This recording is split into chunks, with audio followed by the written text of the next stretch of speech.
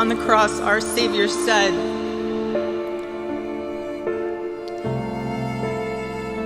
"Father, forgive them, for they not know what they do." That man, that young man, I forgive him.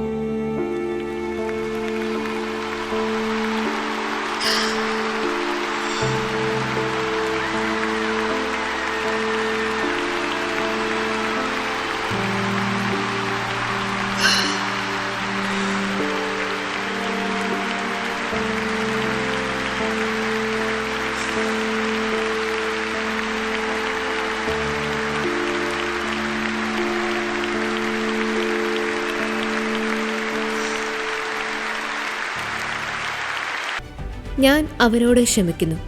അമേരിക്കയിൽ കൊല്ലപ്പെട്ട ഇൻഫ്ലുവൻസറും തീവ്ര വലതുപക്ഷ പ്രവർത്തകനുമായ Charlie കിർക്കിന്റെ ഭാര്യയുടെ വാക്കുകളാണിത്. Arizona സംസ്ഥാനത്തിന്റെ തലസ്ഥാനമായ ഫീനിക്സിനടുത്ത് സ്റ്റേറ്റ് ഫാം സ്റ്റേഡിയത്തിൽ സംഘടിപ്പിച്ച ചാർലി കിർക്ക് അനുസ്മരണ ചടങ്ങിൽ ഹൃദയം പൊട്ടുന്ന വേദനയോടെ എറിക്ക ഇത് പറയുമ്പോൾ സ്റ്റേഡിയത്തിൽ തിങ്ങി നിറഞ്ഞ ജനക്കൂട്ടം എറിക്കയുടെ ധീരമായ ഈ നിലപാടിനെ കയ്യടികളോടെയാണ് സ്വീകരിച്ചത്.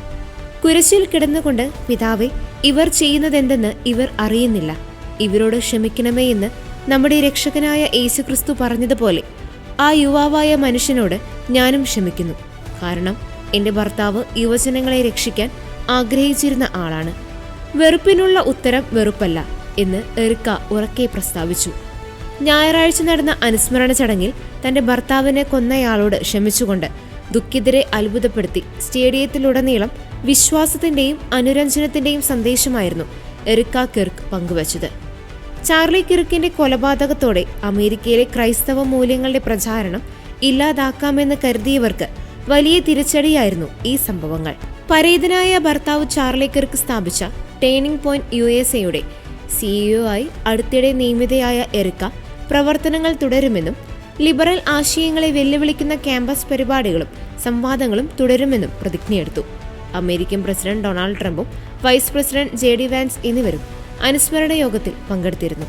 ചടങ്ങിൽ പ്രസിഡന്റ് ഡൊണാൾഡ് ട്രംപ് ചാർലി കിർക്കിനെ അമേരിക്കൻ സ്വാതന്ത്ര്യത്തിനായുള്ള രക്തസാക്ഷിയെന്ന് പ്രഖ്യാപിച്ചു.